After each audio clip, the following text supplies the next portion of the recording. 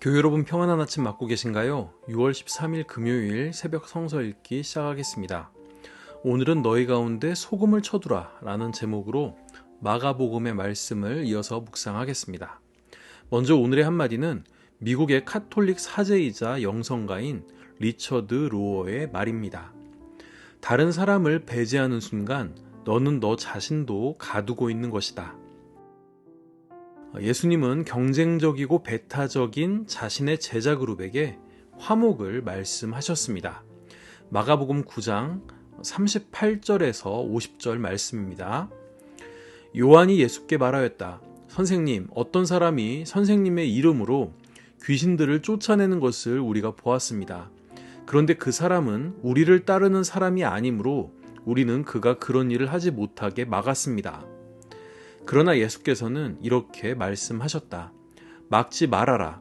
내 이름으로 기적을 행하고 나서 쉬이 나를 욕할 사람은 아무도 없기 때문이다. 우리를 반대하지 않는 사람은 우리를 지지하는 사람이다. 내가 진정으로 너희에게 말한다.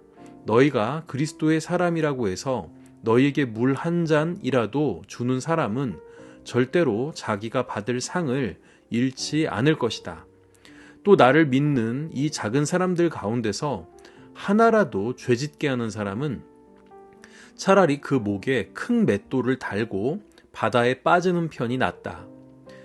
내 손이 너를 죄짓게 하거든 그것을 찍어버려라. 내가 두 손을 가지고 지옥에 곧 그 꺼지지 않는 불 속에 들어가는 것보다 차라리 한 손을 잃은 채로 생명에 들어가는 것이 낫다. 내 발이 너를 죄짓게 하거든 그것을 찍어버려라. 내가 두 발을 가지고 지옥에 들어가는 것보다 차라리 한 발은 잃었으나 생명에 들어가는 것이 낫다. 또 내 눈이 너를 죄짓게 하거든 그것을 빼어버려라. 내가 두 눈을 가지고 지옥에 들어가는 것보다 차라리 한 눈으로 하나님의 나라에 들어가는 것이 낫다. 지옥에서는 그들을 파먹는 구더기들도 죽지 않고 불도 꺼지지 않는다. 모든 사람이 다 소금에 절이듯 불에 절여질 것이다. 소금은 좋은 것이다. 그러나 소금이 짠맛을 잃으면 너희는 무엇으로 그것을 짜게 하겠느냐? 너희는 너희 가운데 소금을 쳐두어서 서로 화목하게 지내어라. 앞에서 제자들은 누가 가장 큰 자인지를 두고 논쟁을 했었지요. 이제 예수의 핵심 제자 중 하나인 요한은 자신들의 그룹에 속하지 않은 외부인들이 예수님의 이름으로 귀신을 내쫓는 것을 보고는 그것을 금지시켰다고 예수님께 보고합니다. 예수의 제자 그룹은 그룹 내에서는 치열한 경쟁 관계였지만 그룹에 속하지 않은 외부인들에게는 철저히 배타적이었던 것입니다. 하지만 예수님은 내 이름으로 기적을 행하고 나서 곧바로 나를 욕할 사람은 없으니 그들을 막지 말라고 말씀하십니다. 또 우리를 반대하지만 않아도 우리를 지지하는 것이라고 말씀하십니다.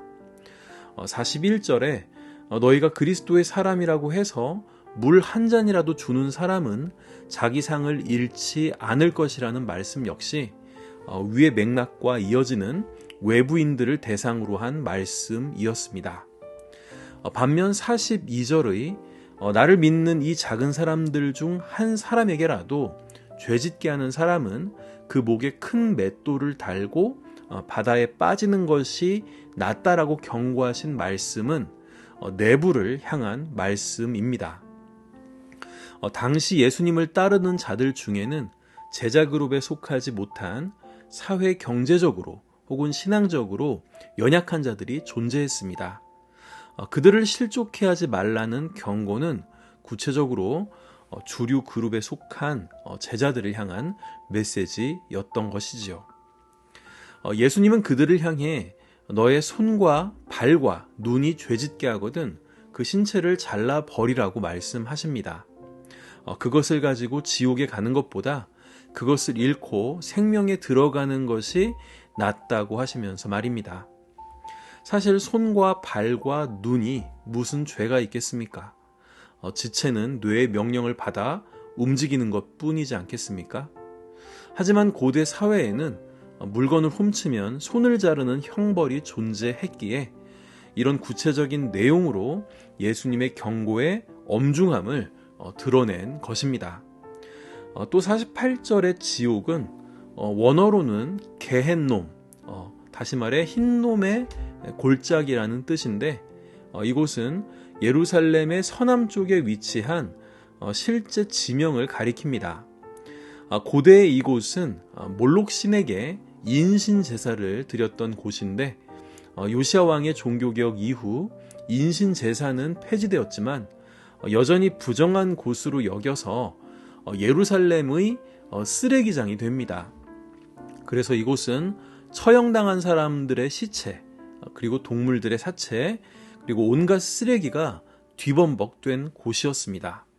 게다가 악취를 방지하고자 계속 불을 피워댔으니 48절의 말씀처럼 실제로 구더기들이 들끓고 불도 꺼지지 않았던 것입니다.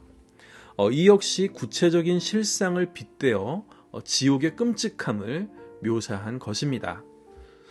그런데 여기에서 타인을 죄짓게 하지 말라는 말씀과 신체를 끊어낼 정도로 자신들의 죄에 대해 결단하라는 메시지는 어떤 연결고리를 가질까요? 타인을 죄짓게 하는 근본적인 원인은 바로 자신의 죄이니 자신 안에 있는 죄에 대해 먼저 철저히 다루라는 말씀인 것입니다. 끝으로 49절에서 50절은 결론에 해당하는데 갑자기 불에서 소금으로 또 소금의 짠맛에서 화목으로 화제가 급격히 전환됩니다. 이해를 위해서 한 구절씩 살펴보겠습니다. 49절은 모든 사람이 다 소금에 절이듯 불에 절여질 것이라고 말합니다. 우선 소금은 변치 않음을 상징합니다. 소금을 치면 음식이 변질되지 않고 오래 유지되는데 이는 소금의 짠맛이 음식의 수분을 빼내 부패를 방지하기 때문입니다. 하지만 소금에 절여지는 그 과정은 고통이 따르지요. 불 역시 금을 연단하듯 죄를 태우는 정화의 과정을 상징합니다. 앞서 언급한 손과 발과 눈을 자르는 것 같은 자기 절제의 고통과 연결되지요. 따라서 이 구절은 제자들의 연단을 통한 정화, 정결의 과정을 의미합니다. 그런데 50절에서는 소금은 좋은 것이지만 소금의 짠맛을 잃으면 안 되니 너희는 너희 가운데 소금을 쳐두어서 서로 화목하게 지내라고 이야기합니다. 여기에서 소금의 짠맛은 제자도를 의미하는데 이 제자도의 핵심이 바로 화목이라는 것입니다. 이해하기가 쉽지 않은데요. 앞에서 이야기했던 문맥을 통해 그 의미를 밝혀보겠습니다. 우선 제자들은 자신들끼리 누가 큰지 경쟁을 했고 외부인들은 자신들의 편이 아니라고 배척했습니다. 또 제자들은 작은 자들을 실족시키는 죄를 저질렀고 예수님으로부터 타인을 실족시킨 자신 안의 죄를 제거하라는 강력한 경고를 받습니다. 그래서 불과 소금으로 절여지는 고통스러운 정화의 과정이 필요하다는 것이 지금까지의 내용이었습니다. 그러면 왜 갑자기 화목이 등장한 걸까요? 그것은 정화된 삶의 목적이 바로 공동체 안에서의 화목이라는 것입니다. 너희 안에서 소금의 짠맛이 있다면, 다시 말해 진짜 제자도가 있다면 그 결과는 화목이어야 한다는 것입니다. 이는 앞서 자신들끼리 경쟁하고 외부인들을 배척한 제자들의 모습을 겨냥한 말씀인 것입니다. 오늘 말씀과 같이 우리도 화목을 해치며 서로 경쟁을 하고 있지는 않은지, 또 이너서클을 만들고 외부인들을 배척하는 것은 아닌지 돌아보았으면 좋겠습니다. 예수님께서 말씀하신 화목의 제자도를 이루는 우리 모두가 되었으면 좋겠습니다. 함께 기도하겠습니다. 하나님, 경쟁하고 남을 배척하는 제자들의 모습 속에서 우리 자신을 보게 됩니다. 주님이 말씀하신 십자가의 제자도는 다름 아닌 화목이라는 사실을 깨닫고 화목제가 되신 주님을 따르는 우리들이 되길 원합니다. 예수님의 이름으로 기도드립니다. 아멘. 오늘의 찬양은 경배와 찬양의 하나님 어린 양입니다. 우리를 화목해 하신 주님을 찬양합니다. 저는 다음 주 목요일에 다시 찾아뵙겠습니다. 감사합니다.